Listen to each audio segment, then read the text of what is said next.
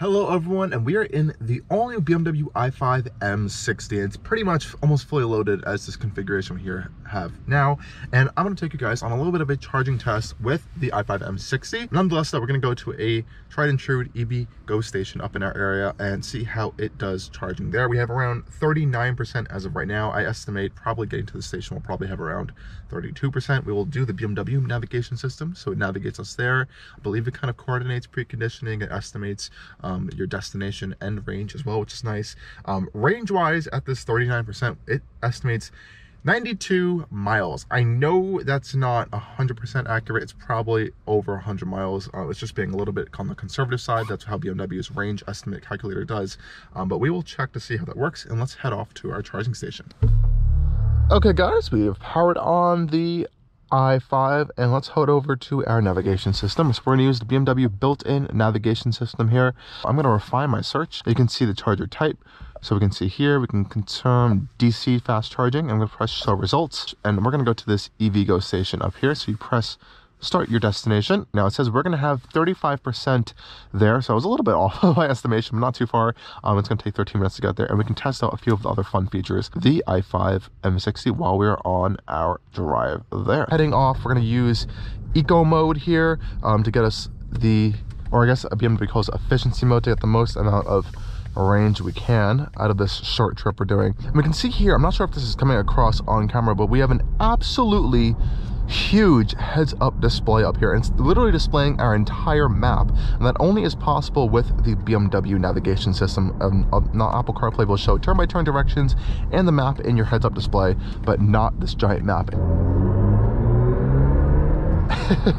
Using a little bit of electrons here. You can also see we have our augmented reality navigation system that is being projected onto our virtual cockpit up here, which is really cool. Now in terms of range and efficiency, I do have to talk about that just a little bit. I'm going to pop open our screen here that's going to show us some of that information right here. So we've been averaging, now this is average right now on this particular trip. We literally just drove off, so it's not a great estimator. I'm going to go over to our connected vehicle screen here. You can see our values since our last charge over the course of 35 miles have been 2.3 miles per kilowatt hour, which is frankly awful. I have been driving it a little bit on the harder end. It's an M60. It's hard to not drive fun in an aggressive way, so that could be the result of that. I'm going to go off from the last trip. So this trip that we have right now, 1.2 miles per kilowatt hour. So I've definitely seen it go up to 3.2, so that it is possible. And out here on the highway, we can see things are going good. It looks like it's preconditioning. Now I see a little bit of a battery icon there. You can manually precondition the battery if you go into your settings in the infotainment system. You can open up your charge settings, and that should be able to give you some more preconditioning information there. You can see your charge mode, departure plan, you can have an AC limit, charge target limit, unlock charge cable, and battery preconditioning at lower temperatures. It's 46 degrees today, not particularly too cold, but preconditioning can help to kind of warm up the battery pack. This car's been sitting for the past few hours, so it could be helpful. Plug and charge is also a fun feature that I love that the i5 supports. You can add in different charging contracts. I believe Electrify America signed on to this. If you have an account, your BMW account, you can all sign into that in there and just plug in and charge. It's already connected to your account, just like a Tesla, for example. So that's a really fantastic feature.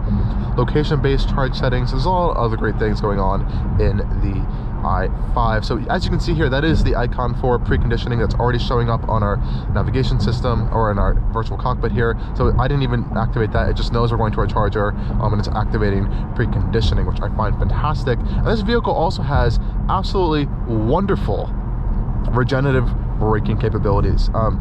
So you can set it into a low, a high, or you also have a B blended braking mode that you can put on the gear selector here. But my favorite mode to drive it in is adaptive mode, and that's how I always drive my BMW EVs in when I have them for review. It's the best way, I think, to drive the vehicle, because you're out here on the highway, you want to coast a little bit, efficient coasting, and that's honestly a better, more efficient way to drive on a highway in an electric vehicle, just because you don't want to be regenning on the highway all the time. You're just going to have to be like using the throttle pedal more and more and more. This is just a more relaxing and comfortable way to drive. And if you do, say, get too close to a vehicle, or a vehicle starts stopping, it knows that, and it will start regenning and match their speed so you can just efficiently coast better. So I absolutely love that feature, and how BMW implements their regenerative braking systems in their electric vehicles. And I think the blended brakes itself is really fantastic. So let's say you're regenning to like a stoplight or something, it's coming close to a stop. It's not going to fully stop you because you're not in the full one pedal driving situation mode in this adaptive setting. It just, the brake blends perfectly, in my personal opinion, through the regen and into hard braking, or your mechanical brakes that are actually on the vehicle. So I think they've done a great tuning on that.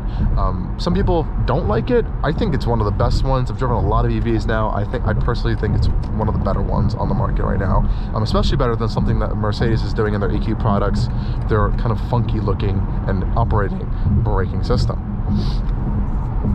But another fun feature you have in your My Modes here is you can actually go to efficient here, and there's an activate maximum range setting here. So this activate maximum range setting is going to put these limits essentially on your power levels as well as your miles per hour, and it's not locked there. You can go over them, but it's just recommending to you that don't go above 60 miles an hour, don't use more than like 30% power, and you can get up to around 110 miles out of the pack in its current state. And definitely with your climate control is off, it even says max range on our climate controls here. So I'm going to try to keep it in this range to see if it's a viable way to even drive your i5 around. So far so good. I really don't have any issues with it. Let's try to get up to, now it's recommending me to go slower. So it was telling go slower to keep that range in check.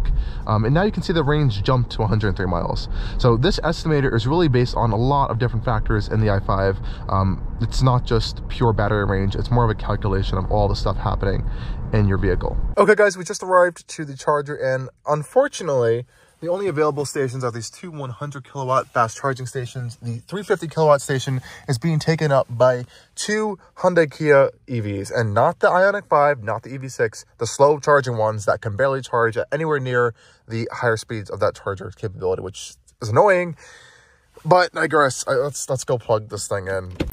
Okay guys, so our charge port door on the i5 is located on the passenger side here. It's pretty big of a charge door as well. I'm surprised BMW did not put any kind of like hanging space, so kind of put this little dangling cover for our CCS connector. So I guess you can just like shove it there. Let's plug in our connector. As you can see, those two slow charging EVs there at the 350 kilowatt station. My favorite thing on the planet. We're gonna plug in our connector here. Locks into place, and it should lock in, and we can go activate our charging session now on the EV Go station. Alright, so I just hopped back in the i5, and it's connecting still with the charger, and it says calculating right now. So we're going to see if this updates in a... We currently have 34% and 78 miles of range, and if we do charge up to 80%, it's estimating 184.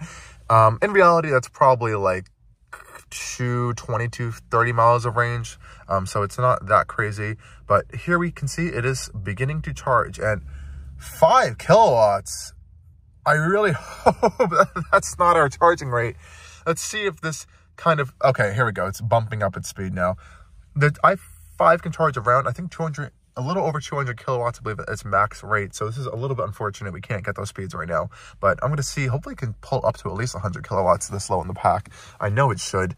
I've just did it yesterday at another station, but so far so good in here. In terms of charging information, this is pretty much the best screen I think you can see in the i5. I think there is a little bit more when you kind of pop into your other displays in here, so I'm going to turn it on real quick. Disconnect charging cable to activate drive ready mode. So I can just press power on. It didn't work the other day. All right, it is on anyway, so I'm going to go over to our charging screen, see if it shows any information. I don't believe it did when I was in the i4 that we just had. Yeah, it doesn't really show anything in here, but you can go to your live vehicle settings over here, open up this panel, go to adaptive content, and it usually does show that it's charging and plugged in. There we go. It is showing that it's plugged in and charging right there. So that's a cool little animation that BMW includes on there. Love this screen. This is just really an area to kind of see different vehicle status and other stuff going on in your vehicle as well. So that's really fun. Now this charge is going to reset now since our last charge from yesterday. So we're going to hopefully see what an updated figure of range it's going to be showing out. Now, it's still strange that it is only pulling 30 kilowatts. So hopefully the station is not defective. I might move over to the other station. There's a free one right there. Hopefully that would kind of boost up the speeds, but 30 kilowatts is not something we want to see on a fast charging EV. So I'll update you guys on anything that changes. Okay guys, I am making the decision to just pull this charging session completely. We're at 47% now, still charging at 30 kilowatts. It appears to be the station. We have another vehicle that pulled up, and they're saying that these two chargers have been like this for a while because I guess they're local in the area. They're also waiting for the slow charging EVs to get out of the way. So let's go end our charging session. We'll find somewhere else better to charge. Unfortunately, this has been a little bit of a flop today on the station that I normally don't have any issues with. So let's go unplug and hop back in the i5. Okay guys, we're gonna end our charging session here. I probably could just press this button and should be able to unlock it. Yep, now it's unlocked. All right, let's pop this thing back. And we'll go find somewhere else to charge because these two stations both seem to be charging at very, very low speeds, unfortunately. And let's go check to see how much range we now have in the i5. It should be good enough just to get around. Yeah, we have around 110 miles estimated and 47%. I think we did okay for just sitting here for a few minutes. It was unfortunate, and EVgo is still also pretty expensive. So let's hop out to a different charging station because now we have a queue of EVs lined up to come charge at these two available 350 kilowatt stations that seem to be offering good power, but not for these two cars. One's charging at 54 kilowatts, another at 29 kilowatts. So slow charging EVs. If you hear this, please do not use the fast stations. Okay guys, we're here now for charging session number 2. We are at a Tesla Supercharger. They just recently installed the newer generation of chargers. I believe they're the V4 chargers. I'm not sure if this exactly has the V4 kind of hardware and everything to power the chargers just yet, but we're gonna go try and test it out on the BMW i5, and let's check out our current range status. So guys, we currently have 32% and estimated 80 miles of range, so we're gonna definitely need to charge, and let's go plug this thing in and see how this whole process works.